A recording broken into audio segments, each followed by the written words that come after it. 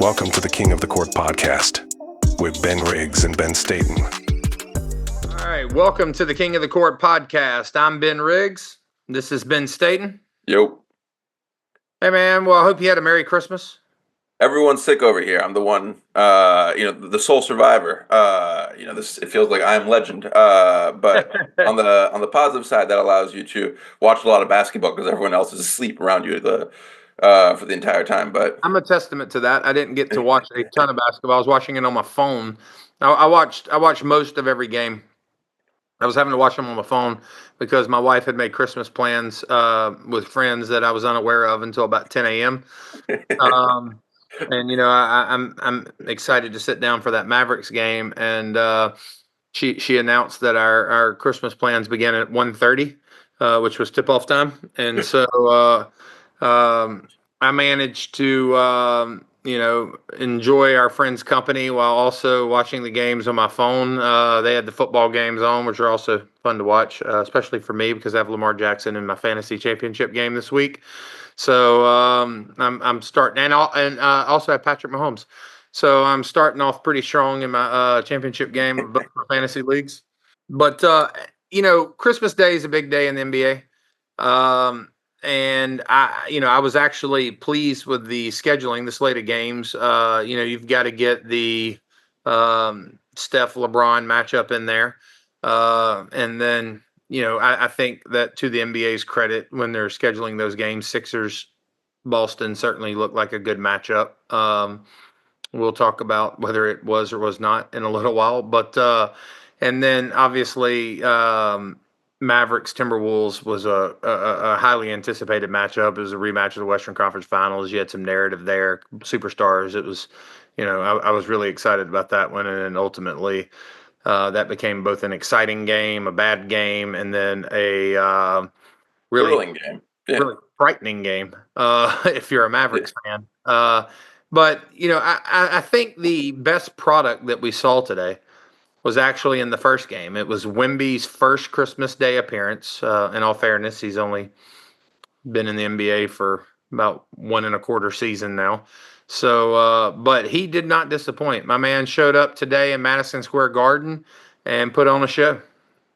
He did. And, one of my favorite part of Christmas Day is that for some reason we keep actual stats for Christmas Day games as if that they're their own tournament, which we should do for every day. We should just have Wemby is the all-time leading scorer for January 24th. No one has ever scored more points. The NBA is the best league at just imputing significance onto games that otherwise do not have them. Yes.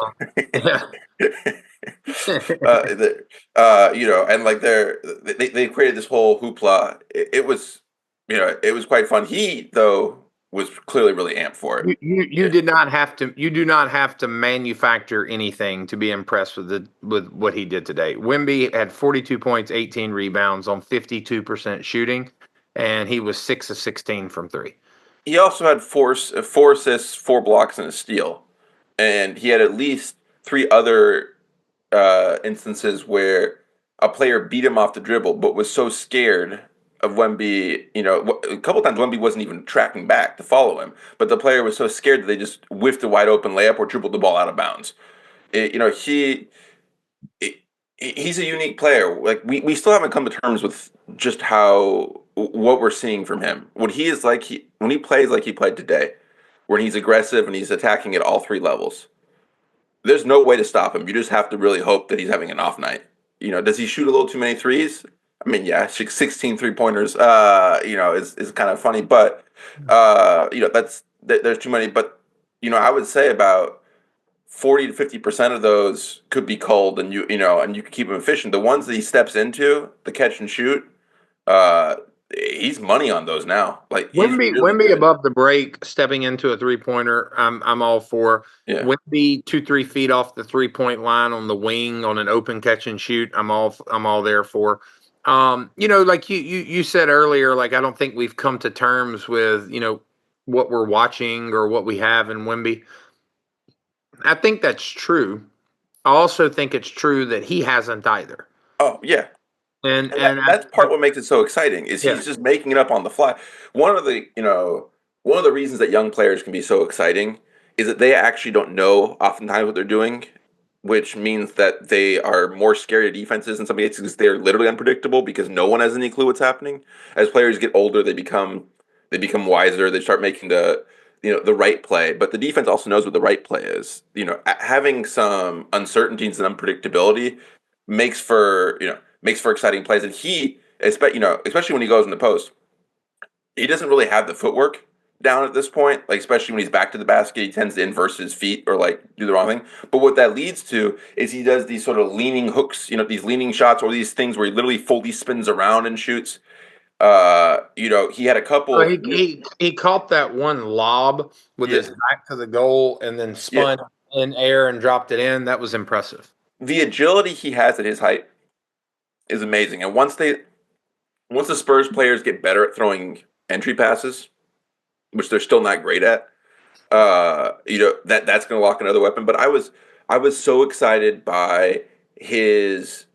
He continued throughout the game until he got tired in the fourth to aggressively he shot the 3-pointer, but he used that also to unlock and he aggressively attacked the hoop. They played him in the high post a lot.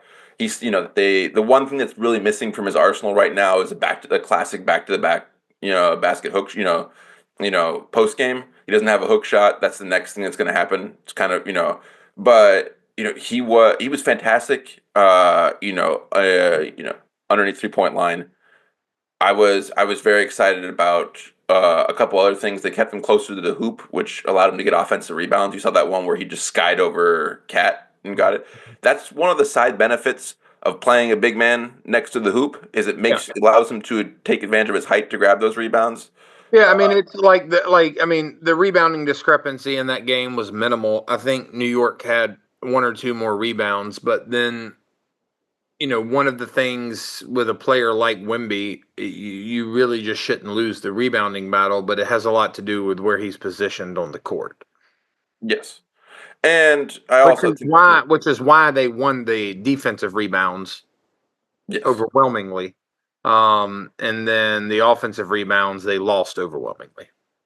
Yeah, the Spurs team is also they play like a very young team. Like Paul, like if you watched them last year, they had no idea what they were doing. Like no one on that team had any idea what they're doing, which is one of the reasons they brought in Chris Paul, and he's actively teaching players on the court at all times. That and he's doing a fantastic job. Like the professionalism from last year to this year, like it's night and day. But you see it, you still see that they're young and they don't really know how to do that at end of games because they get out executed. They make stupid mistakes. Stuff gets capitalized on. A couple of days ago against the Sixers, they had a 1-point lead with 1 minute left, and Julian Champagne, who's one of their reserve guards, committed 2 turnovers within 10 seconds and cost them 5 points, and and an N1 foul. There's just dumb, stupid mistakes that they only got 1 possession in the last minute of the game tonight. That's actually really hard to do. Like statistically really hard because the shot clock resets to 14. But they gave up 3 offensive rebounds on it. When New York smelled blood in the water, like their intensity went up several orders of magnitude, and particularly Josh Hart. And you see that overwhelming some of the Spurs players. Yeah. Wemby played his most minutes, but it's important to go back to how well he played. This was a truly amazing performance. Like you have a bit of everything for everyone. You have the people that want Wemby to be Kevin Durant, shoot a bunch of threes. He showed that today. He shows he has that potential. If people want him to be a classic post player, get his ass in the post, he did a little bit of that too. He showed that his agility, if he committed himself to that and learned the moves and practiced it, will make him an absolutely fantastic post player.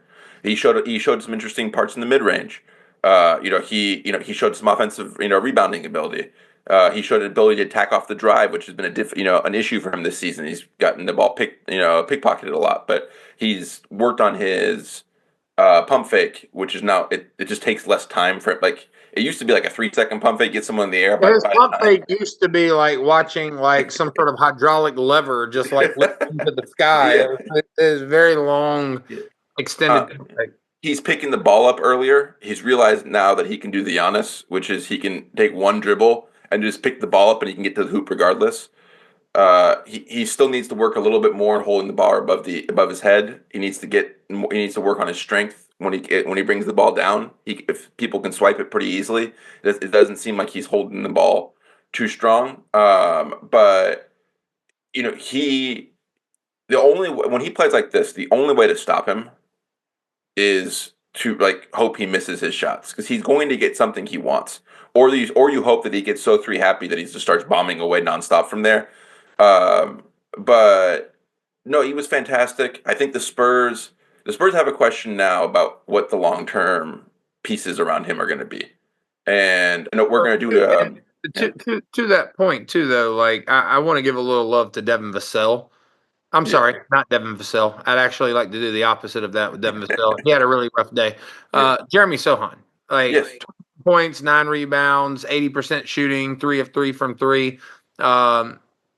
Played well on defense. I think that, the way I saw Sohan used today is the way in which I think that plays to his strengths. Yes. He was cutting a lot, attacking the rim. Wemby was finding him. I think he can be a really good player if he's used in that way. 100%. He even made some 3-pointers. Now he has that weird. He was 3 of 3. He was 100%. He has that weird hitch, which makes it look like he's spasming mid shot. But hopefully he can work on that. But if he can get his 3-point shot to just average 35% or something like that, or if he can master the corner 3-pointer, or some shot for that, they have threaded the needle on the spacing. The spacing with Wemby at the beginning of the season with Sohan was a big issue, because Sohan was parking himself in the post, and Wemby was seeing that as oh, well, he's down there, I'm just going to shoot threes. And so the early games of the season, because Wemby was also bricking all of his 3-point attempts, he would take 75% of his shots were 3-pointers, and it just didn't work. And then he got hurt a couple games in the season after he had some really promising games. But Wemby's rounded into form. He's more aggressive. He is attacking off the dribble. He's sort of mastered that. Their fit works much better now than it has at any other point in the past year, basically year and a half. Last year there were some issues. They started him at point guard at the beginning of the year, which was a complete disaster. I've been really impressed with him. I think he's got, from the beginning of the season, I thought he was a piece that was going to be traded. I did not think he was a piece that fit with Wemby. I did not think that he was a piece. I didn't really get the sense that they put on a good front publicly, but he wouldn't pass to Wemby last year at all. He would stare Wemby off, and it was there were conversations about it publicly. That has all changed. You can probably credit Chris Paul. You can credit some just maturity on your own growing up, but they have a really good rapport on the court. They look for each other. Wemby caught him on a really, really good lob. The downside, I think, Vassell, I don't know if he fits with this team. I like Devin Vassell. He does have a skill. He can get himself tough jump shots. He can hit. He's good at making tough shots. The problem with him is that is all he does. He does a lot of contested fadeaways. A lot of contested mid rangers. That wouldn't be so much of an issue if he played more within the offense. He does not. He gets tunnel vision every time he gets the ball. He wants to score. He acts like he is the primary option. He's recently back from injury. Well, recently, it's not 10 games in, so he's still rounding into shape. But I'm growing concerned as a Spurs fan that he is not the type of fit you want at the 2 with Wemby. You want someone who can put on some secondary scoring. But I don't think, one, he is efficient enough, and 2, that he is playing in the appropriate style to maximize Wemby. The problem with the Spurs happen when Wemby's on the court, when he just sort of disappears. They start playing offense and forgetting he's on the court for 4-minute stretches, where he'll just sort of be they stash him in the corner. Literally, they'll stash him in the corner and they'll run the offense without him, and the team is just not good enough to run a competent offense without Wemby being literally the prime, running through him. And those possessions tend to happen when Vassell is trying to get himself going, or when he thinks he needs to press. And he had a good block at the end. He had a really cool dunk off of a baseline drive, but he had a rough game, man. His defense isn't up to par. I mean, what do you think? Well, I think it's early in the season. He had a really good year last year. It's early in the season this year. It's actually earlier in the season for him because he sat out with a injury for a significant chunk to start the season.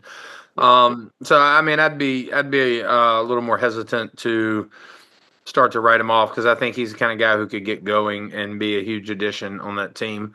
I mean, it's I mean, I think it's easy. Like this season, I've seen so many players be written off or get like a written notice. Like I've seen Luka Being be put on a written pit off. plan. Yeah, yeah. I've seen LeBron's been written off. Steph's been written off. There's a lot of people who've been written off. And I think like people can be too quick to that stuff. Like you're talking about people who are, you know, truly like gifted, talented people who've worked an incredible amount to get to where they are. And I think that like it's inevitable that they're going to go through slumps and have bad stretches. And in Devin Vassell's case, not just that, but have to figure out how to work himself into this offense, which quite frankly looks very different with Chris Paul on the floor, because it's not a free for all, and Yes. he's got to figure out how to play more within an organized offense. But before we move on, I do want to say, because if you just tuned in, you're probably thinking the Spurs win this game by how we're talking about it. And I do want to give some credit to the Knicks too, because Wemby wasn't the only one who had an outstanding game. Mikal Bridges had an outstanding game. Speaking of people who've been written off, Mikal Bridges is another one of those guys who got wrote off early in the year, and like he had an absolutely fantastic. Absolutely fantastic. Yeah, Like, and this is the player you traded 6 first-round picks for. yes, 100%, Yeah. 100%. Mikal Bridges looked. I mean, just for if you didn't get a chance to see it, he had 41 points on 68% shooting today. I mean, Josh Hart's Josh Hart, right? Like he's just like some dude who'll just die for a single offensive rebound and then want you Yeah. to put his epithet on his tombstone. Um, do have a quick question for you though, and then we'll move on to the next game. But Karl Anthony Towns, he had a good first half. He like his box score looks decent, like 21 and 9 on 56% shooting, but he also has the worst plus minus on the team today with a minus 13. Do you think that's simply because he's just sharing so many minutes with Wemby on the floor? Yeah, I think that's probably the major component of that. I think that in the first half things were going pretty well for Towns, and then he did the thing which is his Achilles heel as a player. He picked up a dumb foul, 2 fouls, and Wemby saw that, and in a veteran move, he just started attacking him. And Towns, honestly, probably it's probably the right move because he's not a good enough defender or a savvy enough defender to be able to avoid defend contest without fouling. You just can't guarantee that. But Well, I mean, whoa. No. He's not. It's not that Cat's not a savvy enough defender to play with while he's in foul trouble and avoid fouling. Cat like actively seeks out the dumb small foul. Like yes, you absolutely cannot trust him in that situation if you're Tibbs. yeah, I also think that Wemby is a particularly harsh matchup for him in a couple of things. One, Wemby's so much faster and more agile, and he's sort of like and what Towns wants to do is he wants a Jokic who he can just wrestle with. That's the last thing Wemby's going to do. Right? Wemby's just not going to go into the post and wrestle you. That's just that's people want him to do more of that, but he's never showed any interest, particularly in doing that. And he'll face up Towns. I think he was also having to expend an incredible amount of effort and concentration, energy on offense. His first half offensively was quite good. It wasn't getting talked about enough. He had some amazing fakes on Wemby, but he had to deploy fake passes, spinning, like basically turnaround hook shots, like just to get shots off. And his touch is his touch is Jokic level, quite honestly. It's that good in the post. He doesn't do it that much, but I think he kind of ran out of gas a bit after that point. And he started the second half out well. Well, he came out more aggressive. He was hitting Wemby. Wemby looked gas, and then Wemby caught fire a little bit halfway through the third, and kept that on into the fourth, where the Spurs made a good decision of basically they put him in when Towns was out, and they put him up in the post a little bit, and he got 2 easy buckets. And by the time Towns came back in, Wemby was sort of in a rhythm, and like Towns was out of rhythm. And I think that's kind of probably where the plus minus pushed itself out because it was it just anyone who's played basketball knows this. If you have to come back into a game and the player you're having to guard is like feeling it and is like on a roll, it can be rough sledding, especially for the first parts. You have to get yourself up to speed. But the other thing is he just needs. He's a true MVP contender this year. He is the best player on that team, talent wise. Jalen Brunson's clearly the leader of that team, but he is the most talented player. And when they play at their peak, it's probably a cat-led offense more than anything else. But the reason they need Mitchell Robinson back is Cat is just not a rim protector. Yeah, Like no, he's one of the yeah. worst. And it's truly odd because like he hasn't always been this bad. He blocked 2 shots a game coming in his rookie year. Like that was like he started off that way. Now he's a little less athletic than then, but that doesn't. Brook Lopez ain't athletic. Brook Lopez box shots without jumping. Like Cat's about the same size. He should be able to be more of a deterrent than he is. But he just he just can't do that. And I think if you play this matchup again with Mitch Robinson in the game as well, allowing you to slide Cat to the power forward, I think Wemby has a lot more difficulty because they'll be able to they'll put Cat on him, he'll get a drive, and then he'll run into Mitch Robinson, and that's at the difficulty. But when he's by himself and there's a good big, the Knicks can get themselves in trouble. I agree with you. One other quick thing, and I'm sure you'll have something you want to say about this too, but let's keep it brief so we can get on to the incredible game that happened in Dallas. But a pet peeve, and a number of people have pointed this out. You and I texted about it earlier. People are talking about, and I think a lot of this is overblown, but like the NBA having a product problem.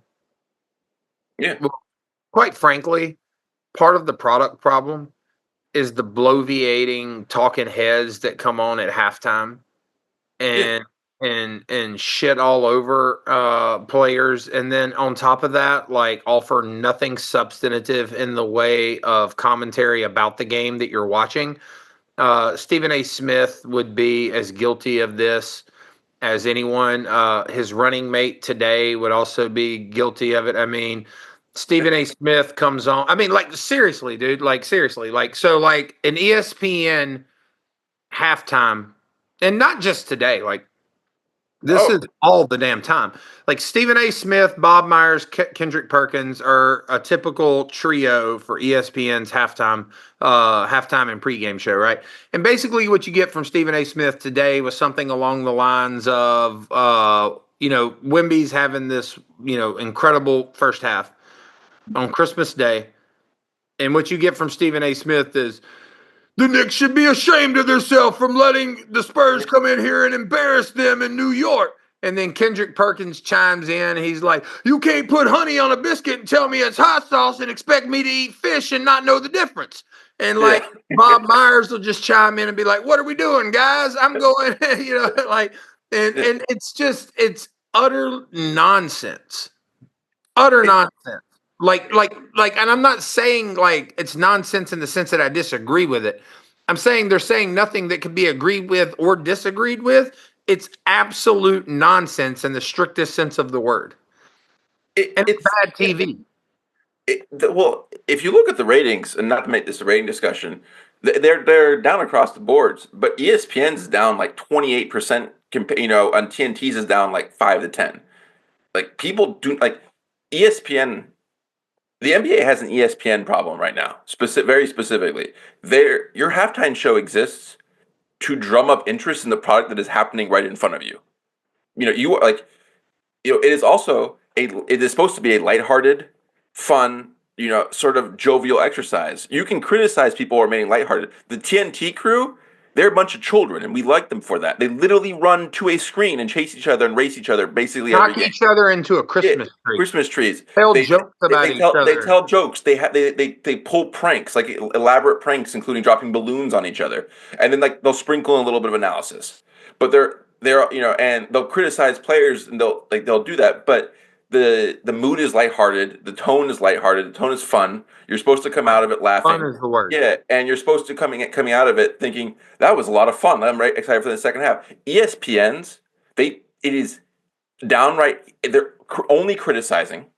It's negative. They treat it like a debate show because it's Stephen A. Smith. So he comes out there doing his little first take thing where he's like, you're like, what did you just watch? He's like, the Knicks are cowards, which is basically that's basically what he did. He's like, what do you think of Wemby's performance? And he's like, I'm so tired of the Knicks letting people come into their house, our house, and get disrespected this way. And it's like, bro, it's Christmas. First off, it's Christmas. Second off, we can talk about the positive, and he's unable, because he's basically a cartoon character at this point. He's unable to do the positive part of this, the hyping up of a product. All he does is criticize shit. That's just basically his existence at this point. Also, what was the score at halftime? It was like a 3-point game. It was a 3-point. It was a 3-point, and the Spurs had just pipped at the end to get it up. Yeah. And they're cowards. They're cowards for allowing the San Antonio Spurs to come into the mecca of basketball and disrespect the New York Knicks. He also has no chemistry with Perk. Like, he does this thing. He's like, I'm sick and tired of watching the New York Knicks disrespect the game of basketball. And then they'll go to Kendrick Perkins, and literally, like, his entire, what he contributed to the show, they just contributed to him. He just started clapping, and then they're like, "Okay, good." And then they went to commercial, and it's dumb, it's negative, it doesn't hype the product up. Like, they would be better served of just showing you the halftime show. The woman who's on on the unicycle with trying to catch the cups on her head, like you can see on NBA League Pass. That's a lot more entertaining, and. Yeah, it's and the other thing is, I don't understand how it got to this point, because you have to think of it this way. ESPN probably has paid millions of dollars and run focus groups, hired some of the best producers in the game. They have live event producers. They do live events well. And for some reason, the model they came up for ESPN shows is 3 people sitting at a podium that, it looks like a debate stage for a presidential election. And they only give them a minute to speak total, combined. And they come in and they insult the players that are playing, and then they go back to the game. It is the most ludicrous. You would be better served having no halftime show. I mean, go back to the Luka 73-point game against Atlanta last year. The commentary for that game was not Luka had this amazing game. It was how bad the NBA is. Yeah, that's the commentary. It's you can't expect. But look, that's the product that Stephen A. Smith and apparently ESPN wants to sell, which is this sort of beating up on the players in an effort to turn everything into a screaming match and a debate, and some sort of weird anecdote contest with Kendrick Perkins. And I think that it's, quite frankly, it's not entertaining. It's not fun. It's a chance to go. It's a bathroom break. That's what it is. And it really, it seems like an effort to convince you that what you're watching shouldn't be watched. Well, it is. And the Lakers game had my favorite, the one I literally laughed at, where they're they literally go to Shams trying to drum up interest to make AD might return the game. And they go Stephen A., what's your takeoff? And he's like, honestly, man, that guy gets hurt so much. Do we really want him to risk coming back in the second half? And it's like, what? Also, he hasn't really been hurt very much lately. Stephen A., do you want to see a better game in the second half? Maybe. Potentially. It's not too much to ask. It's goofy. They need to get better at this, because their TNT's going away. I know that they're getting the inside the NBA crew for spot events. They're gonna trot them out for special occasions next year. But they're gonna be the flagship. TNT's been the flagship for the last decade. ESPN's had more games, but TNT's that's the one that everyone's gone to. That flagship now goes to ESPN. And if ESPN's presentation is this bad, and it shouldn't be this bad, like then there's going to be, because this is like there's a second debate that we don't need to touch on, which is are people shooting too many threes? That's a separate thing. That's an aesthetics thing about how you want to watch basketball. But that isn't solved by like if your people are not hyping your game up or this bad at doing commentating, people aren't going to watch for that reason. People watch for commentators. I've never seen an NFL halftime show do what they do. And I'll look and Even like the CBS one where they bring on like 17 people and pack them all into like the little like set area. They don't do that. They don't do that. And those people are like half those people are senile at this point because they've been doing it all since I was a small child. But like that one is bad, but like it's not negatively hurting the pod. It's just that Terry Bradshaw doesn't know where he is when he's on television anymore. But yeah, it's really bad, man.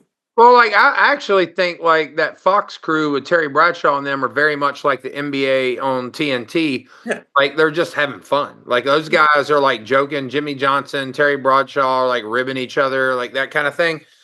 But anyway, like I mean, I don't want to spend too much time harping on it, but I just think it's a bad look when your halftime show is basically trying to convince me that the game that I'm watching isn't worth watching. Like it's a bizarre idea. Again, it's hard to imagine that anyone has really thought that through. But the next game that we had today was Timberwolves Mavericks. This is a weird game because before it started, it was the one I was most excited about. And I think, like, objectively, you could say of all the Christmas Day games, this was the one to get most excited about. Like, it had star power. It had narrative with the rematch of the Western Conference Finals. It really, looked like something that was going to be exciting. And unfortunately, we ended up getting, the Mavericks shot 41%. The Timberwolves shot 46% from the floor. The Mavericks, quite frankly, in the first half, couldn't have hit the broadside of a barn with a basketball. And the Timberwolves looked pretty good in the first half. And then the second half, Timberwolves looked rough, and the Mavericks played a lot better and caught up. I think that the big takeaway from this, though, to be quite honest with you, is not the outcome of the game, which ended up being a relatively close game. It was a blowout at halftime. I think it was two stupendously bad games packaged together with a fun ending. That was basically what it was. It was two stupendously That's a great description. Two fantastically bad basketball games packaged together with a fun ending. That's a great way of saying it. But at one point I think the Timberwolves were up by like 22 or something. The Mavs were like dribbling the ball off their feet. Daniel Gaffer was trying to fight Rudy Gobert. It was bleak. It was bleak. Yeah. You had a great game from Kyrie. You had a pretty good game from Anthony Edwards and Julius Randle. But the big takeaway from this game is obviously that Luka Doncic goes down with a non-contact injury.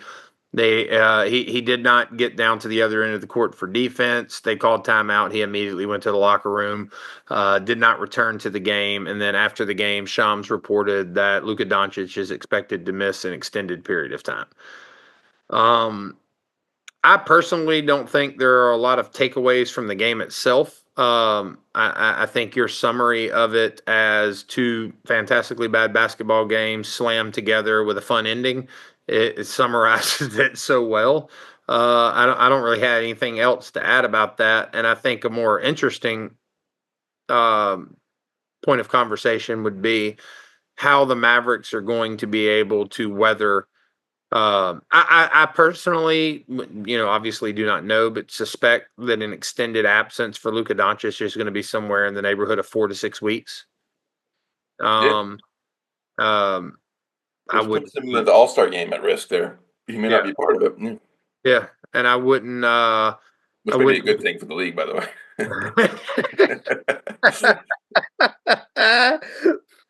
So true. That's what makes it so funny. Is if that's what the league needs. They need Luka and Jokic to go down with injuries right before the All-Star game.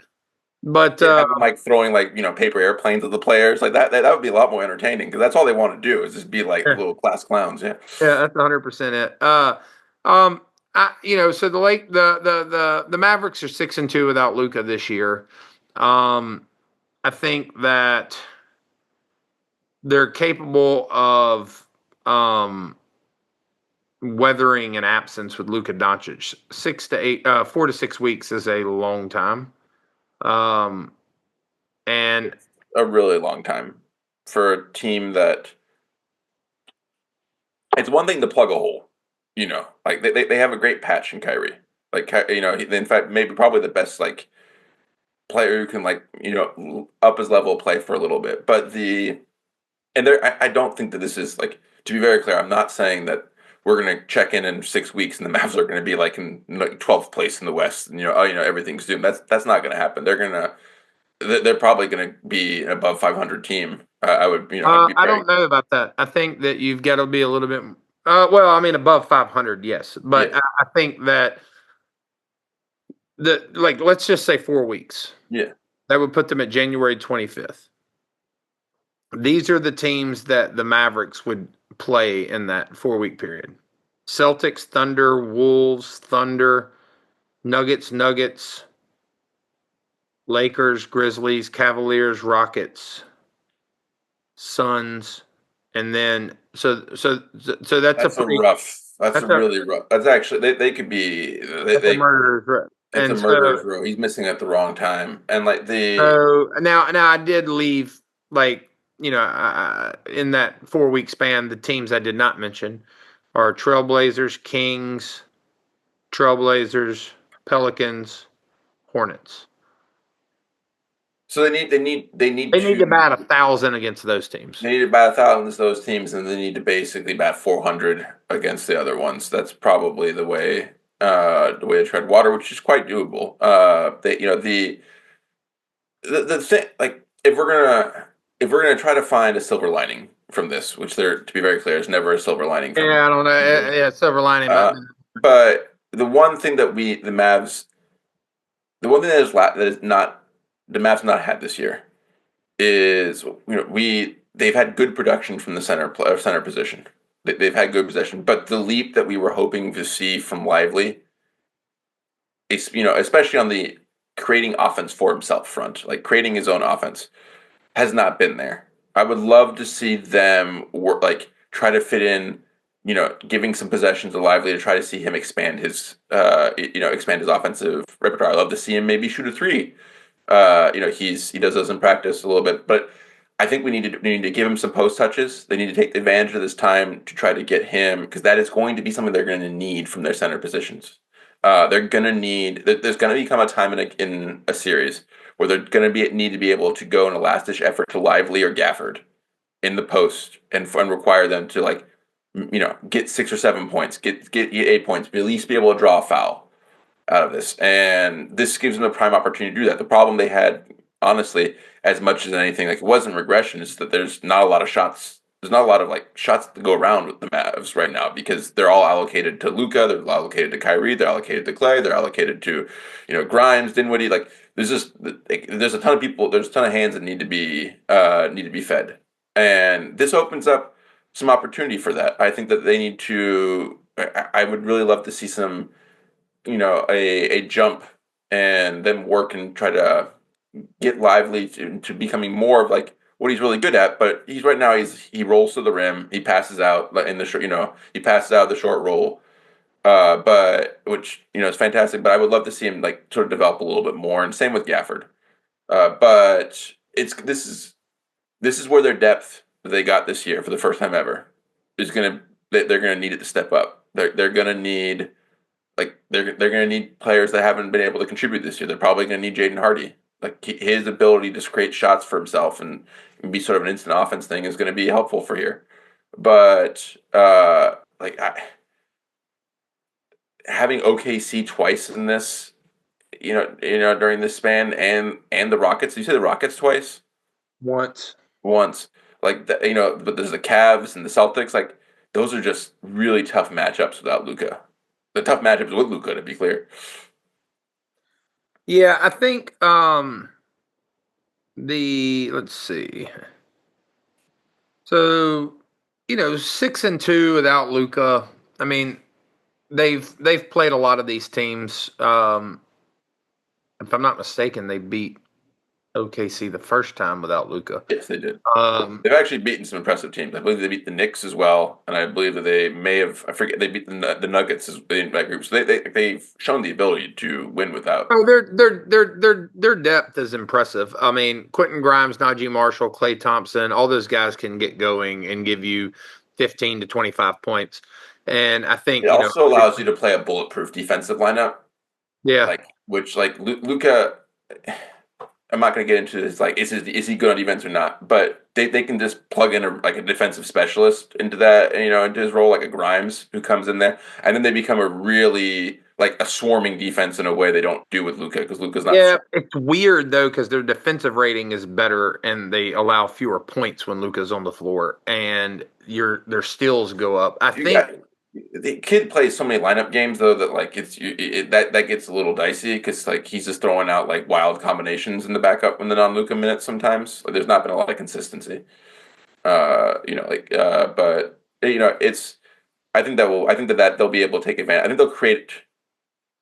I think that they're going to be a more aggressive defensive team. Luka's actually really good at getting steals, but a lot of his steal package, he lets the guy go by him and he tries to poke from behind. That's sort of his well, go-to. most of Luka's steals don't come from that. Most of Luka's steals come from stepping into passing lanes and stuff like that. Like Well, he's big. He can do that. Yeah. he sees plays developing and he Mm-hmm. what they're trying to do and steps into it. But like I also think there's an element of communication with Luka on the floor defensively that's really needed on that team. I think that one of the things you see missing when he's not on the floor is like people being in the right position. Sometimes I think his communication helps with that. Because Lucas, you also miss size. There's a huge difference whenever you're plugging Quentin Grimes in. I mean, Quentin Grimes can obviously do things defensively that Luka cannot.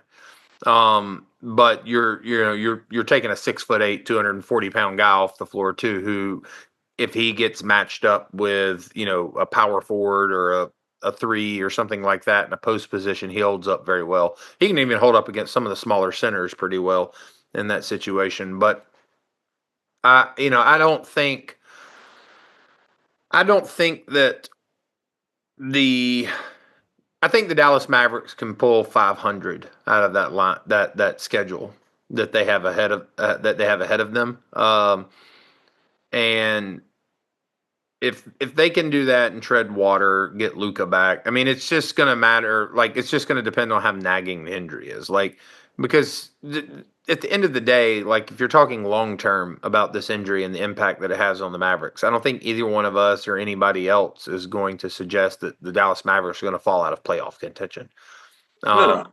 and so, at the end of the day, what you're really talking about is can you get Luka back in time to secure a strong seed heading into the playoffs and have him healthy and ready to go in the playoffs?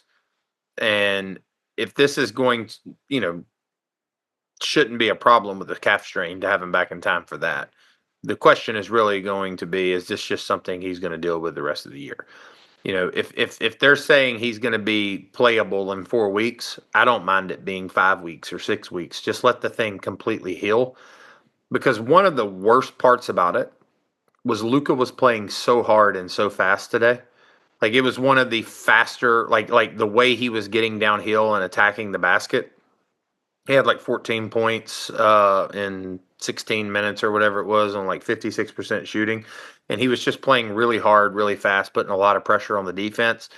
Before he got hurt, one of the guys at the Christmas party I was at was watching the game with me on the phone. And he was like, "Oh, the Mavs struggling a little bit. I didn't expect to see Timberwolves out ahead of them."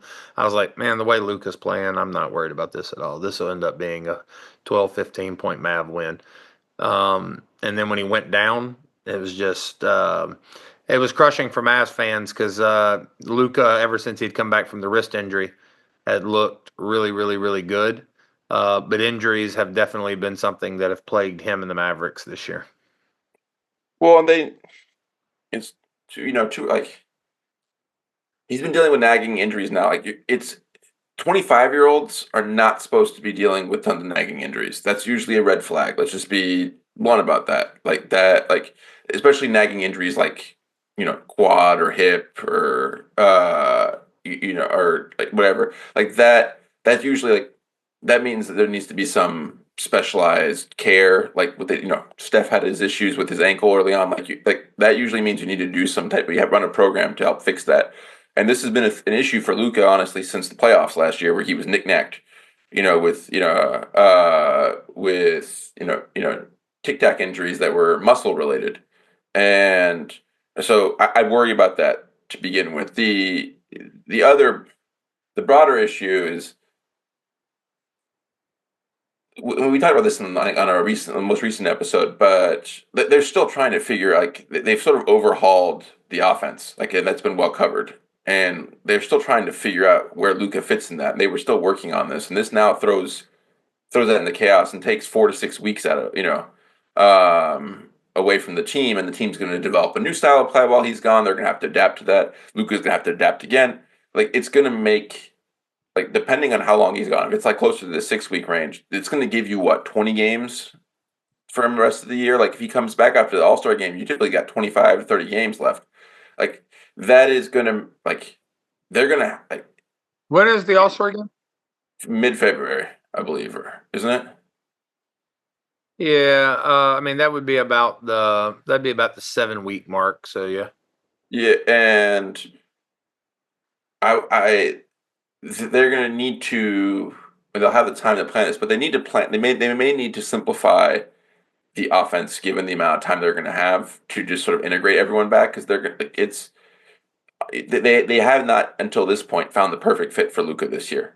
That's just the case. Like, they've had good games of it, and it's been trending in the right direction, but they're still working out the kinks with what how kid wants to play. So, like, the longer this goes, the more that puts, the more it compresses the time frame the Mavs are going to have to work in at the back end to get themselves ramped up for the playoffs. I'm not too worried, honestly, with them falling into like the 5th seed or the 6th seed. Like, they've shown their ability just last year to navigate that just fine, and they don't have a team that seemed to be, unless you're playing in Boston specifically, that seems to be affected very much by playing on the road. That doesn't seem to really impact them that much. Yeah, So I also think, like, honestly, we talked about this a lot in that last, or I don't even remember if it was the last episode, but it was sort of a deep dive into the usage of Jason Kidd with Luka Doncic this season. And I think that there were certainly some struggles with it. Like, the more I've thought about it too, like, I also think there are expectations of viewers to see Luka Doncic play a certain style of basketball. And then, like, those are disappointed. But truthfully, like, if you look at the last 10 games with Luka, I mean, over the last 10 games, the guy has averaged 27, 9, and 8 on 52%, 40% shooting splits. And, like, they found a groove for him that's really efficient, and numbers that aren't the scoring title type numbers that he has had in the past. But I honestly, I don't expect that this year. I don't see a scenario where Luka's averaging 34 points a game, with Klay Thompson and Quentin Grimes and all those guys out there. There's just too many shots to get up. If they can slide him back in, and just continue to do what they've been doing, I'm sure there'll be a few games that are hiccups when he comes back. I'm not really worried about the groove of the offense. Like, I think, and then the other thing too is I think that when that does break down, reverting back to the heliocentric style of Luka Doncic basketball, which the team cycles in and out of throughout the game anyway.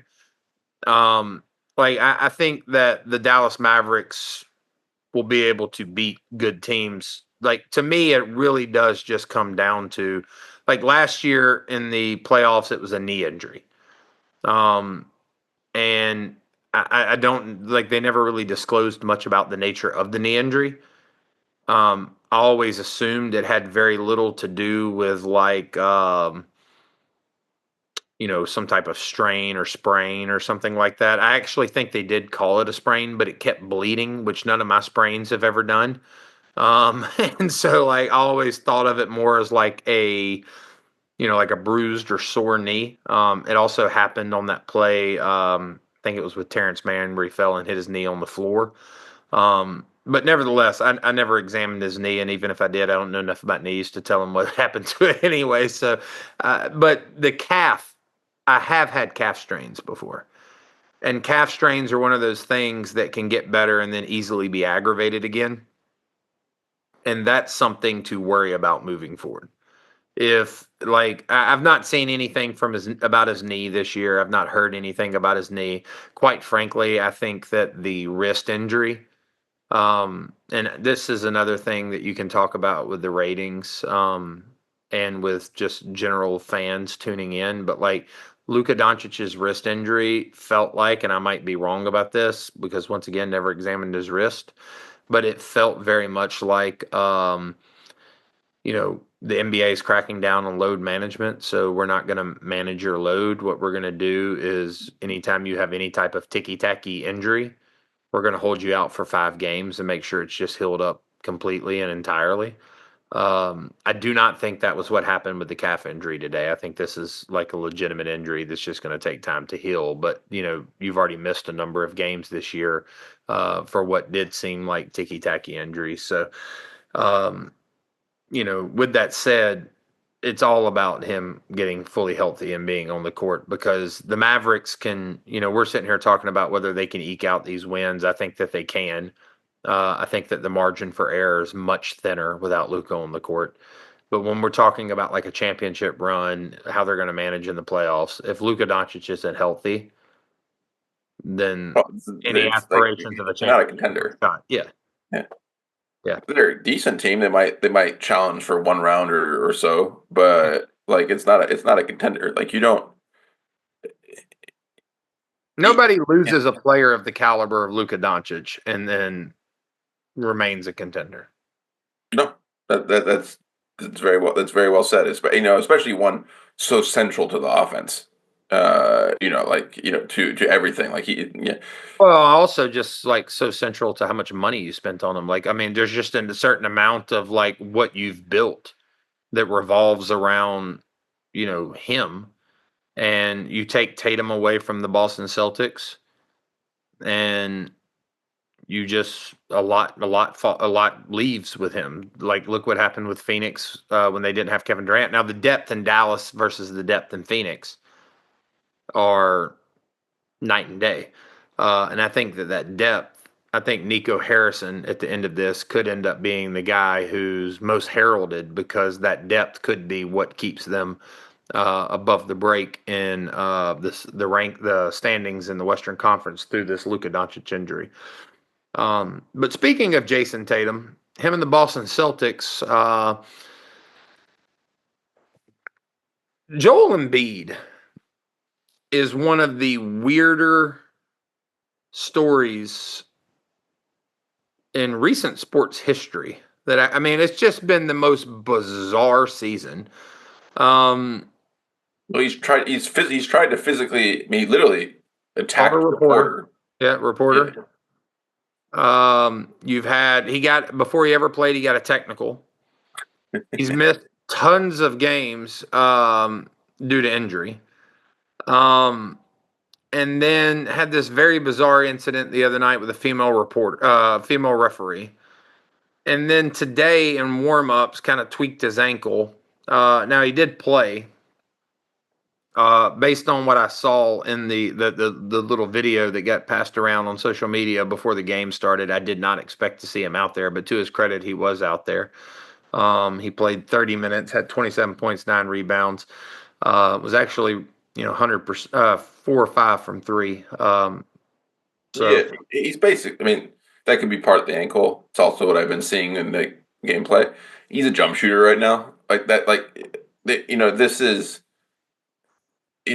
what happened to Patrick Ewing. Like, there's a lot of parallels between Embiid and Ewing. Like that's going to be a bizarre comparison, but they basically they're mid-range specialists. He's a better shooter than Ewing ever was. Like Embiid is legitimately a elite mid-range jump shooter, but He's a pretty hard shooter too. yeah, oh yeah, well, Ewing was a great player. Like Ewing gets underrated in discussions. He had a 25, 10, and 4, like 4 block season. And but that's what he is. Like he's no longer the threat he was like even last year to just sort of throw you under the rim and score in the post up. That's just not something that he is bringing to the table right now. However, if you're hitting your mid rangers and they can't stop you, and you're hitting your 3-pointers, you're going to be really good. And like Especially when you get to the free throw line, and he does not miss free throws. No, he does not. He's literally completely automatic. So he had a good game. He had a good game. Like I think that we're dealing with a more limited version of Embiid than we have in past years. But in this specific matchup, especially with like the bizarre Porzingis thing, where like he just sort of stopped. He jump stopped on offense and then was out of the game basically. Like screwed up his knee. Like might have to talk about it with Boston. Is like is he ever going to be healthy? Like because that does happen with these big guys, and the answer usually is no. He's never going to be healthy again. I mean that's historically what how it goes, but because this happened multiple times this year where he's like made a move and stopped and tried to pivot out to pass the ball out to the 3-point line backwards, and like it's just he's lost his balance, clearly tweaked something, and then he's out for a chunk of the game. In this case, he was out after basically after the second quarter, he never came back in. And he isn't like he's still working himself back into shape, but he's not moving as well as he was just last year. If you just watch him on the court, like, and that's limited his defensive impact. But the Sixers played well. They Maxey was fantastic. Caleb Martin does that thing where he becomes an All NBA level player against the Celtics, and then is kind of not kind of barely a eighth man against the rest of the league. But he was 7 for 9 from 3 today.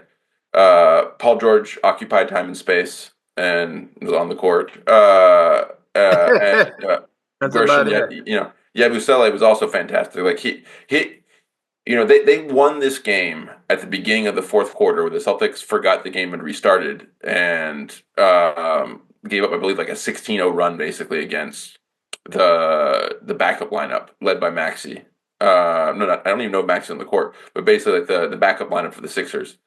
And the Celtics had to sort of claw their way back. The end of this game was like watching a Three Stooges routine, but they still were able to pull it off. Like there was that weird thing where Maxey forgot how to dribble and then was committing backcourt violations. For 2 straight possessions, Maxey turned the ball over at half court. He had the backcourt, then he had Jaylen Brown pick his pocket. It's strange too because if you subtract those 2 turnovers, not because they're not important, they're actually very important in the way that the game was ending, because it led to a couple easy buckets for the. Well, if he just ran out the clock on those 2 possessions, the game was basically over. But like if you look at the turnover margin, like it ends up being like they have 9 fewer turnovers than the Boston Celtics if you just subtract those 2 turnovers. I mean, so and actually no, they have 8 fewer turnovers because another turnover you would sort of hope to be able to remove. If you're Philadelphia, is the bizarre one where after the 2 Maxey turnovers at half court, Joel Embiid's like, I got this. Me and my limited mobility will dribble the ball up the court against the full court pressure. And he tries to crossover in the corner, and then it basically just becomes a pass to Jason Tatum, who scores and brings the game within like 3. But, I mean, Boston out-rebounded them significantly. Boston has had a weird little stretch here recently where they've lost now to Chicago, Philadelphia, and who's the other team? Oh, who was the other team? The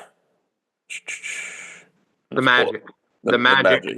But it's important to note, like while Boston fans will want to note that Jason Tatum wasn't there. You don't get to play. We had injured players game against the Magic. That's just not how that works. Yeah. You don't get to mention we were missing Jason Tatum when they're like, well, we were missing everyone. Yeah, They're just not sharp right now. They aren't playing sharp. They're not playing with a great deal of intensity. Not like this is the first time all year they've had a losing streak, which is 2 games to be very clear. Not like end of the world, but this is the style of play that Boston does, which I'm not going to get into debate about the merits or the effectiveness of it, but it does lead to like they need to get into a good rhythm to be effective. And in this game, they had spurts where they got in good rhythms, but by and large, for the majority of the game, they were out of rhythm and they were struggling to generate easy buckets. They also could not contain dribble penetration from Maxey.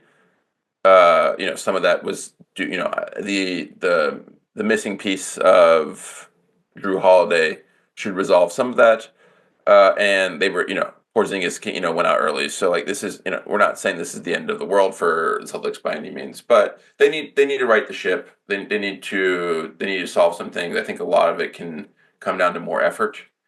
But that the Sixers, we said this about the Mavs Thunder game. The Sixers came into that game tonight way more ready, way more prepped, playing at a higher level of intensity, and playing with much more focus.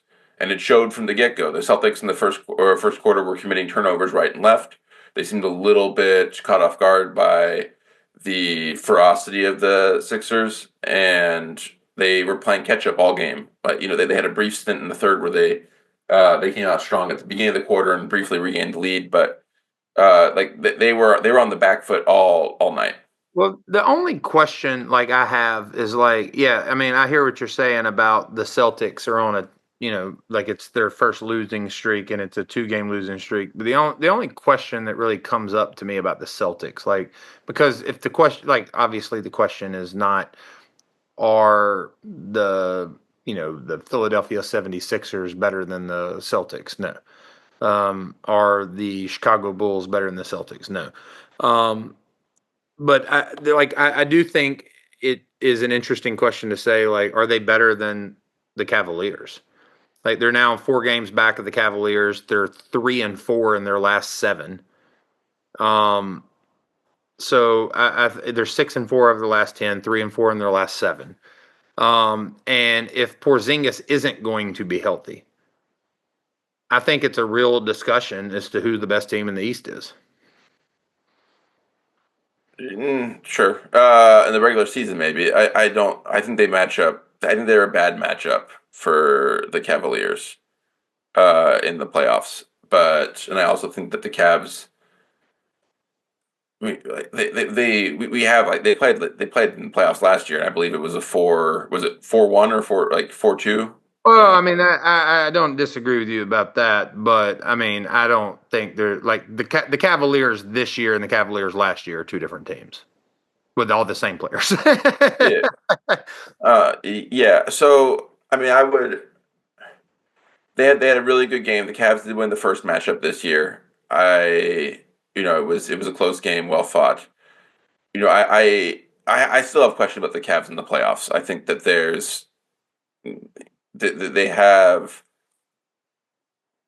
just have some question marks. I've seen them struggle against teams that are very physical in the first round, like 2 years ago, not last year. Mitchell Robinson single-handedly defeated them in the first round. And like they playing the same big combination.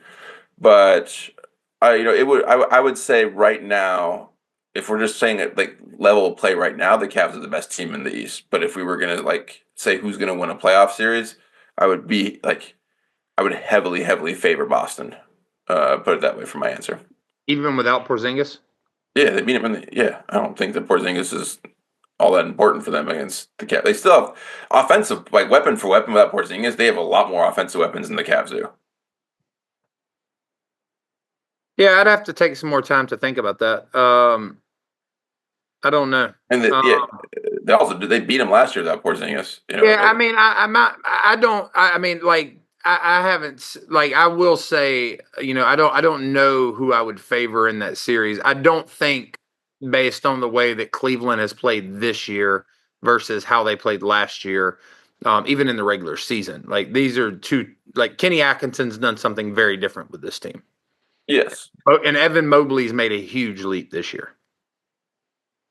He's been good. He's playing with a lot more ferocity, a lot more aggression. That's what I really like to see. And so I mean, I would be interested to see. I'm trying to. So he's 18-9 this year. What was it last year for Evan Mobley?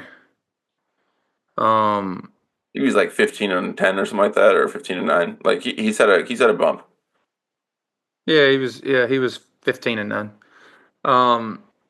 So yeah, I don't know. Like I think that's an interesting thing. Maybe that's a future podcast. Yeah. Because it'd be interesting to dive into that particular matchup. And kind of contemplate how those two teams would match up in the playoffs. Because part of my hesitation with drawing too much 3 of 4 for Boston over the last 7 is that the only team in that group that beat them. Well, that's not true. I think the Grizzlies are a good team. I think the Grizzlies were one of the teams that beat them. Grizzlies did beat them, yes. Yeah. So other than that, though, they're playing against, clearly lesser opponents. Like I think Grizzlies are a lesser opponent. That's been a Celtics like staple for years now, where they just go into a depleted opponent and then they somehow play the worst basketball of the season. They've had that issue. That's a years old issue. They had it last year. They got a lot of flack when they went in to play LA without LeBron and AD and somehow lost that game. They do have a history of this, and it's like it's one of the things that's been brought up a lot with reference to like, do they have the mentality to be able to win a title? And like obviously they answered that question definitively last year by winning the title. But I do think that this team does struggle to focus against teams that are depleted, and they get they don't treat them with like the respect or the intensity necessary to win those games. Like you shouldn't be losing to the Bulls. That's just the thing. You should definitely not be losing to the Magic when they're playing without their top 3 stars like that. G-League. And like you didn't have Tatum. Cool. Like they're missing like 80 points of offense. That's just not it. And I think that's just been a problem with them. I do also think that what you're seeing is kind of a dog days thing. Like this is the stretch of the season where they're just sort of checking out a little bit, and I think that they need a little kick in the butt. Like that's how like they start off really strong, and now is when the realization is that there's still 60 games left in the season, and there's teams will lose focus at this time specifically, and I think you're seeing a little bit of that happening with them. All right. Well, the next game was the Lakers versus Golden State. Our sponsored by AARP. It was a great game. Obligatory AARP matchup between LeBron and Steph. But hey, LeBron and Steph played well. Steph turned in 38 points on 58% shooting, was 8 of 15 from 3. LeBron had 31 and 10 on 55% shooting, and was 2 of 4 from 3.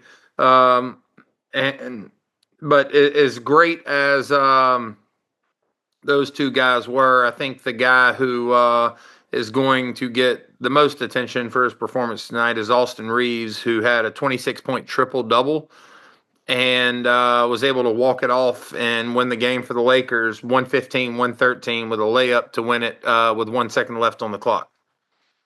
This game had like everything you would want, including like some of the more random commentator comparisons of players I've ever heard, where it's like Austin Reaves is Manu Ginobili, and I was like, they played nothing alike, but good, but congratulations on that. That one, props to him for white guys who handle the ball. Yeah, with flowy hair at one point. But you had that.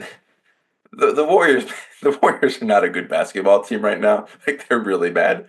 The Lakers were clearly superior team without Anthony. One other quick point was he lost Anthony Davis 7 minutes in, yes. And he did not return, ankle sprain. And Stephen A. Smith was maybe happy about that. It seemed like he was. It seemed like I was like, don't need to rush him back. We got it's a long season. Like They got Christian Colucca.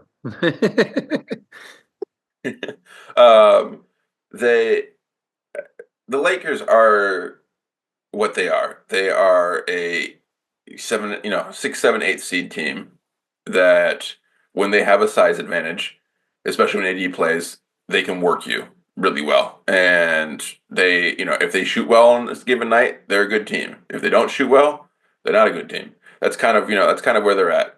LeBron's got a good half in him, and he's got a bad half in him. But his good half tends to be really good. So, they played well. Both Steph and LeBron were ready for this matchup. Like Reeves helped make up for AD's loss. You got relatively competent minutes from some of the Laker players who seem to have lost their superpowers, like Gabe Vincent. Like he's not what he was Yeah, I was about to say he in never had Miami, but like superpowers. he was. Well, like, the thing about it, like like depending, like superpowers, is you can cool out terminology, but he's had games this year where he's just sort of like, he's posted like 0 for 8s or like 20 minutes, 2 points. He was a There's serviceable been nights player. where he didn't have two. Yeah, he was a serviceable rotation player tonight. The real story is the Warriors, who just completely collapsed. Like it doesn't seem like they have any idea what they're doing. They're starting a truly unique lineup, which is two tiny point guards combined with two bigs who can't shoot, both of whom are undersized though, and then like a sturdy, and then sandwiched in between them is Andrew Wiggins. That lineup has no spacing whatsoever, which is not surprising. It also has the ability to guard no one besides whoever Draymond is able to do, because they face mismatches both in the post and at the perimeter, which is usually not a good thing when you cannot not guard either. And for some reason, they've been playing this lineup for the last 3 nights. They start off first half. They play as large chunks of the first quarter. They can't score all the first quarter, and then they play catch up. The shooter thing, they kind of just thrown him right into into the lion's den. That's been a bad idea. I do not like. He doesn't fit with their style of play and probably needs to be brought along with that. I also don't understand why Kyle Anderson and Moses Moody have been completely excised from the rotation. Gary Payton Jr. is also being excised. So like there's they went from a 15 player bench to something like to a bench which is basically Kuminga, like Heald and Pajemski, and even Heald's only getting like 17 minutes a night. Well, that team Yeah. has to have, say, for the Golden State Warriors to win, like you're getting your points from Steph most nights. That team has to have two of the three, Kuminga, Hield, and Schroeder, hit. And quite frankly, I don't know how consistently you can expect to get good games from 2 out of 3 of them. Yeah. No, but there's a bunch of problems. Like one, I don't want like are we really sure that Trace Jackson Davis is better than Kevon Looney? Because I'm not. I also don't there's no explanation why Trace Jackson Davis is more athletic. That's about the Trace Jackson Davis Draymond Green combination is just odd to say the least. Now Draymond's been shooting better from 3, but like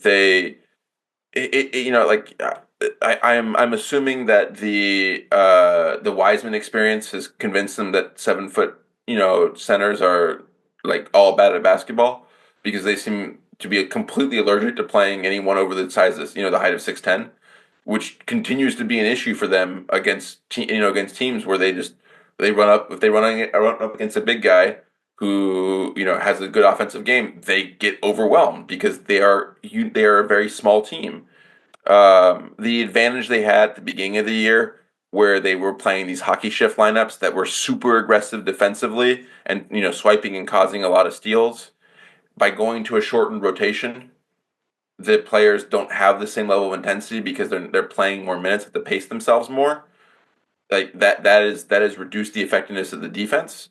I think that they're clunking. Like they, Kyle Anderson. Like, why did they sign him if they weren't? They never really have given him a large platform. He is a player I think would work really well because, as you said this offline, he plugs gaps, he plugs holes. He's a problem solver player. Like that's something he does. He can make. Smart player too. He He's a doesn't smart. make dumb mistakes.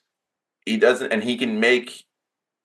He is really good at making inefficient and like clunky lineups work. Like he did that with the Timberwolves last year, and the Warriors have a lot of that. Moody, like, why did you give Moody a 3 year, eight figure a year extension and do the same, basically the same thing with Kyle Anderson if you never were going to give him a chance to play? This Kuminga thing is completely blown up in their face. They clearly do not want to pay him what he wants to play. He doesn't really fit with their team quite. I honestly understand not wanting to pay him because he doesn't fit with their lineup. But if that was the case, they should have just traded him, and they continue to just keep him there. I think this is like. Do you see them breaking out of this spiral?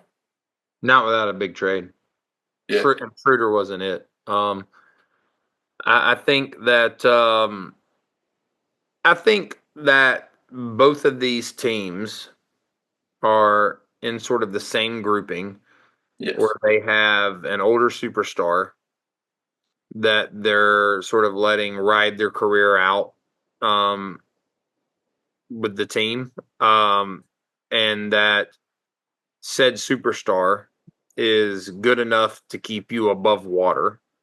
I think in LA with Anthony Davis there, above water probably means above a play-in team, barely.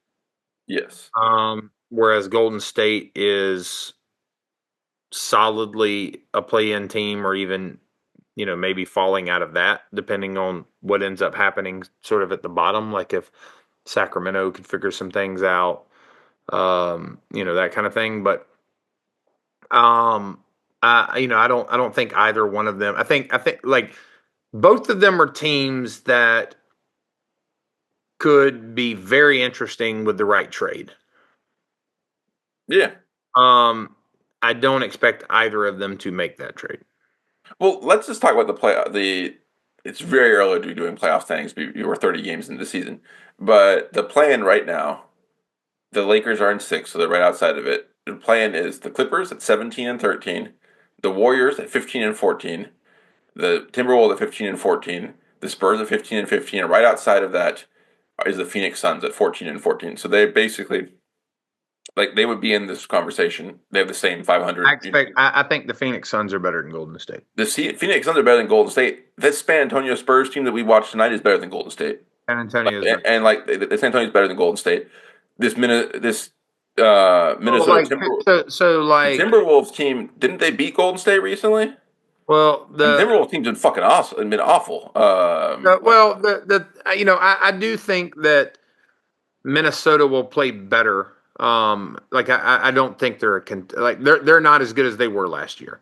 But they've done the unique move of trading themselves out of contention for no clear reason. Yeah, like a guy who's apparently an MVP level player is just sent out for no obvious reason. Sort of leaving. You get Dante DiVincenzo back. And he's been bad. That helped them win the trade. But I think Minnesota is better than Golden State. I think San Antonio is better than Golden State. I think who was the other one you mentioned? Phoenix is better than Golden State. Clippers are better than Golden State. This Clipper team is better than Golden State. I think that the problem for the Clippers and Golden State is in a play-in situation. It's a one game thing, and against Golden State, one game's kind of dangerous. It is or it isn't. Like, it also, like, this Clippers team does have the Joker card of a Kawhi return at some point, which could. Well, hold on. Like, if Kawhi is on the court, the Clippers are better than Golden State. Like, Yeah, no, I'm talking about like the Clippers. I forget Kawhi Leonard's a basketball. To be perfectly honest, when you said the Joker card, I thought you were about to say something about, well, James Harden can go off too. And so like Settle down, Ben. Settle. I literally forget Leonard's an NBA player. So my thing is, yeah, I think the only team that they match up well that we just mentioned is the Clippers. And I think that's a coin flip. Like I think that if that's one of those games where Schroeder and Buddy Hield's playing well, the Clippers will lose. That the bigger issue for the Warriors, which has been honestly their as much of their Achilles heel as anything, is this team does not like the vibes around Golden State ever since they won their title have been atrocious. Like, the first year was because Draymond Green knocked out a teammate over a minor dispute. The next year was because Draymond Green was knocking out opponents over seemingly no disputes, knocking out or headlocking opponents, to be very clear. With spinning back fists included. But this year, it just seems like people are frustrated. This is a team that was dominant, but I think the margin of error they had in terms of like decline related to athleticism was much smaller than people realized. And the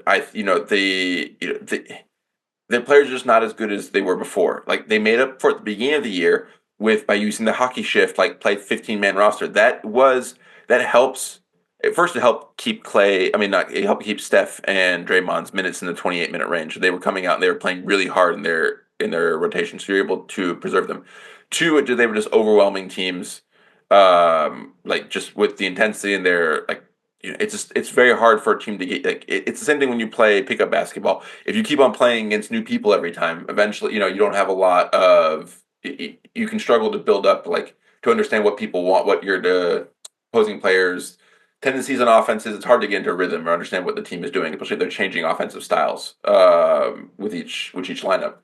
But the mood around that team, I mean, Kaminga's making posts on social media saying, like, so long, it was great, great being here.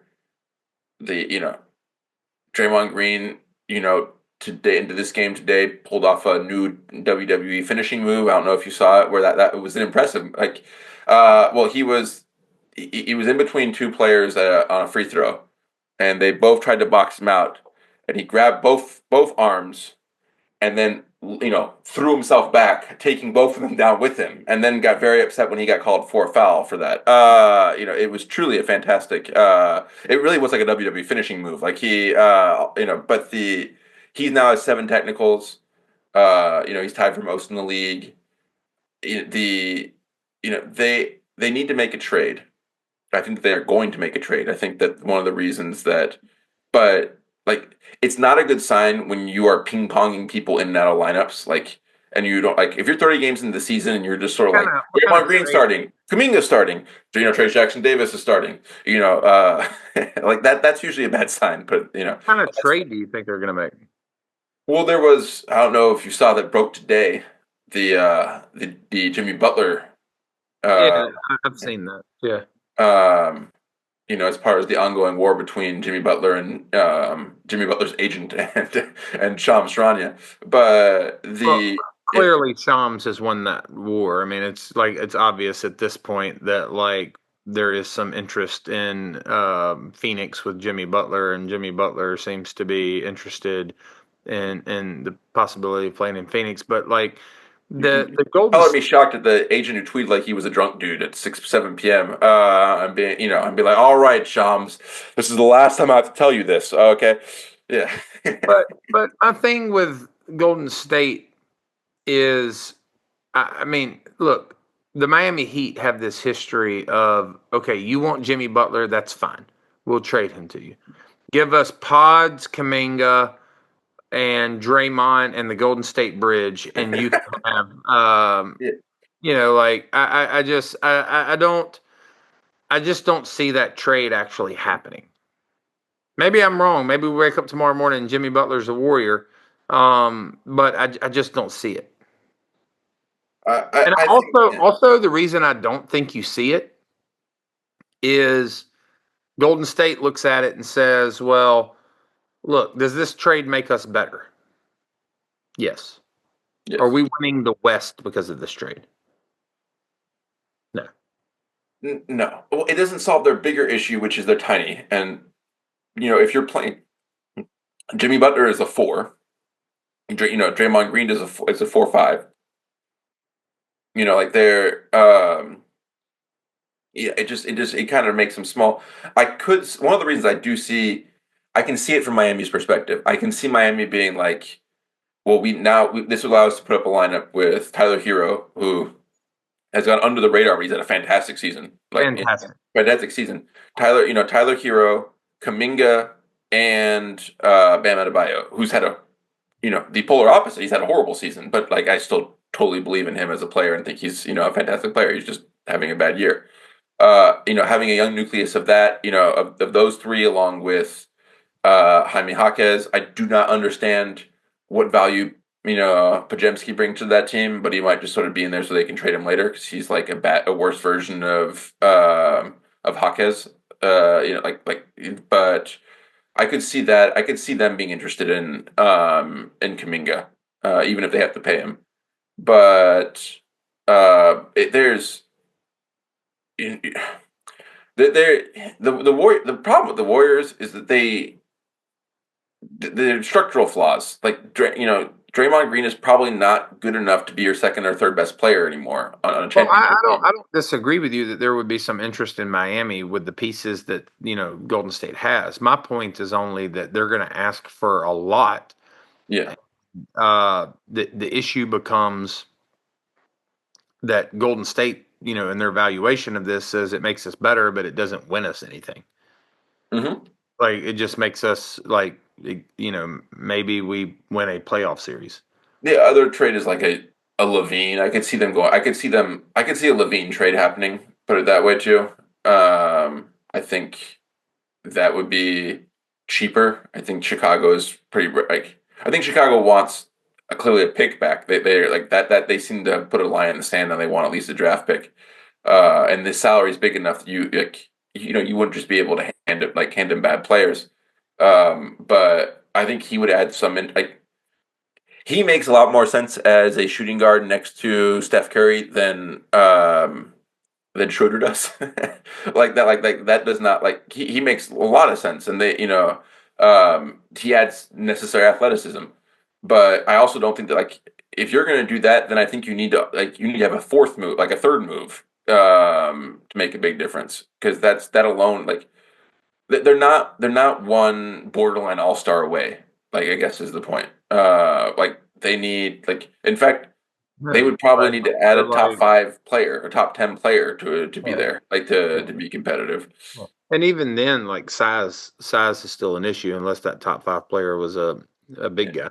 There's there's Zion Williamson discussions that would be hilarious. I think Draymond Green and him would actually fight, fight each other, but they it's just an old team. One of the byproducts of players playing later, longer and longer careers is that everything's a bell curve in the NBA in terms of career and production, and the bell curve is longer, but they're still sloping down, and we're seeing the sloping. If you extend the downward slope 7 years, that's 7 years where they're not going to be probably competitive. They're just sort of slowly going off into the sunset.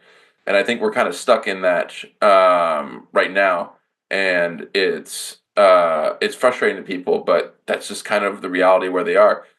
They're not going to trade themselves out of it because the problem becomes if you trade yourself out of it, you send away a lot of future assets. Whether you're talking about interesting prospects, developmental players, draft picks, whatever, you're sending an awful lot of future assets away to try to lessen the slope on that bell curve slightly, but not enough to actually win anything, and therefore leveraging the future really for nothing in the present. Well, I think that they more than the Lakers, I think, would be willing to leverage the future if they had a good shot. But the problem with that team is Can you tell me what lineup construction works? Like what But lineup is but Draymond but but in? but Yeah. why? Like I think like if I'm looking at those two teams and you tell me I get to make one big trade, like I could be the GM of either of these two teams and I get to make one big trade. Which team would I rather do that with to get like towards the best possible outcome? I think the Lakers with LeBron, Anthony Davis, and Austin Reaves, a big piece added to that makes way more impact than anything you could do in Golden State. Oh well, that's yeah. The problem with Golden State's roster is that it's unclear. Like Draymond is not a traditional piece.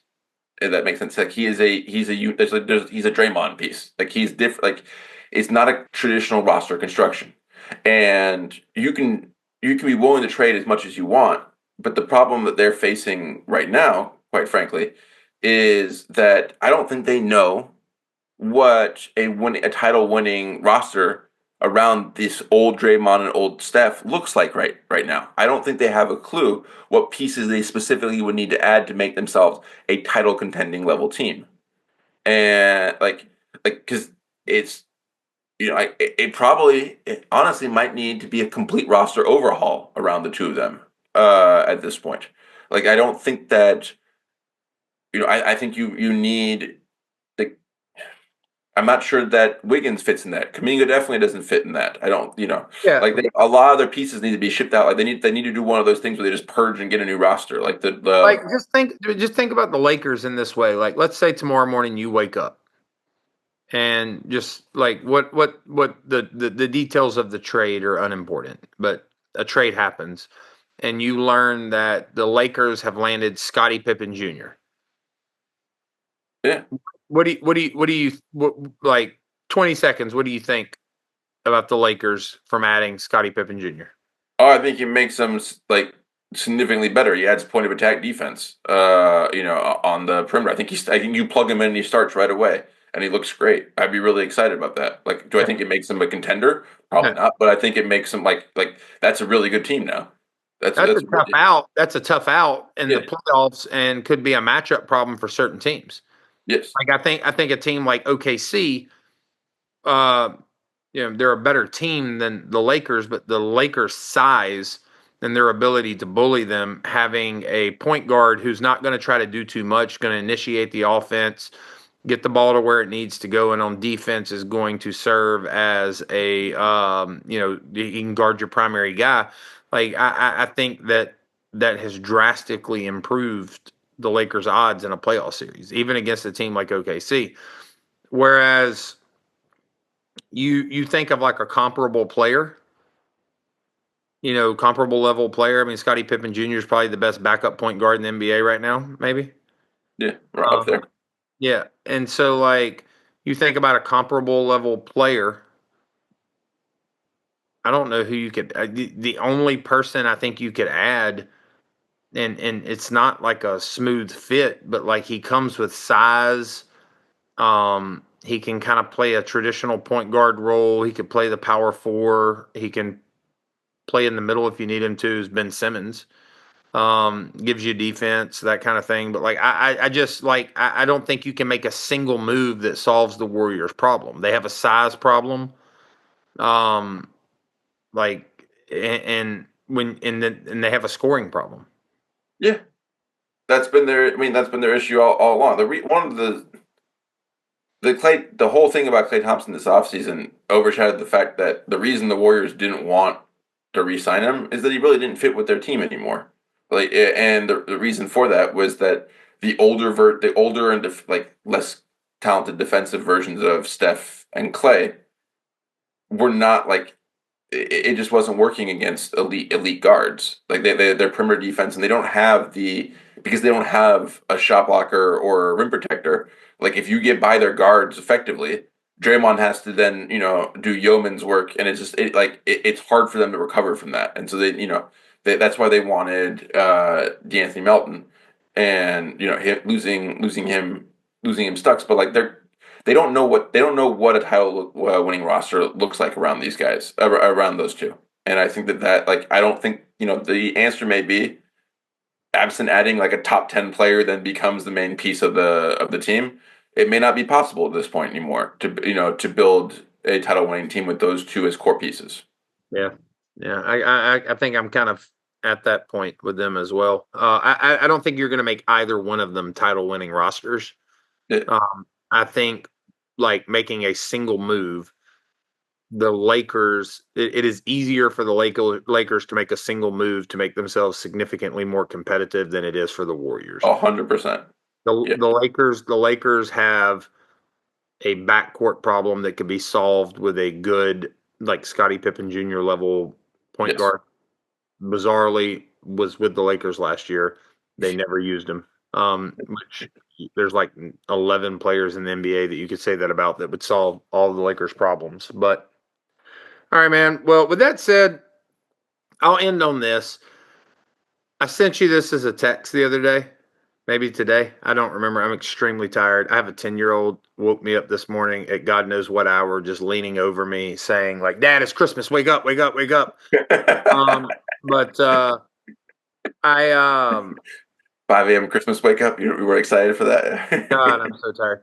Like when they're like the first like few Christmases, it's just like you're almost so excited for them to wake you up and tell you it's Christmas that you're awake before they get in there.